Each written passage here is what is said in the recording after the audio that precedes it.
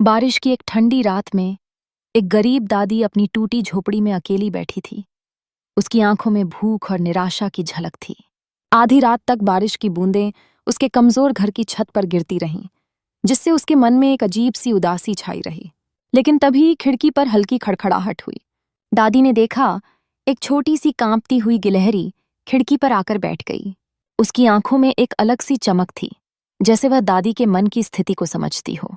दादी ने अपनी आखिरी रोटी को थोड़ी सी देर तक अपने हाथों में थामे रखा। उसकी आत्मीयता और दया ने उसे मजबूर किया।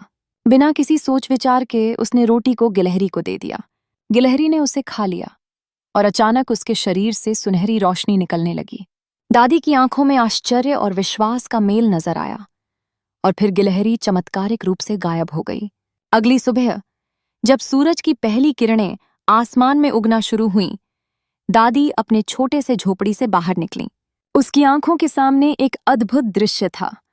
उसके दरवाजे के सामने फल और खाने की टोकरियां फैली थीं, जो सोने की तरह चमक रही थीं। पूरा गांव इस चमत्कार को देखता रह गया। उनकी आवाजें निकलीं। यह कैसे संभव है? दादी की मन में खुशी की लहर दौड़ गई।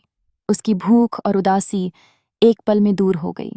लेकिन इसी बीच गांव का एक लालची अमीर आदमी उस जादुई गिलहरी को पकड़ने दौड़ा। उसकी आंखों में केवल स्वार्थ था। वह अपने पैसे और दौलत की खातिर सब कुछ करने को तैयार था। लेकिन गिलहरी ने अपनी जादुई शक्तियों का इस्तेमाल किया और अचानक उसके सारे पैसे केले में बदल गए। यह एक अनोखा दृश्य था और पूरा गांव जोर जोर से हंसने लगा। यह उसकी लालच का मजाक उड़ाने वाला पल था। दादी ने मुस्कुराते हुए यह सब देखा। तभी वही प्यारी गिलहरी वापस आई और उसके कंधे पर बैठ गई।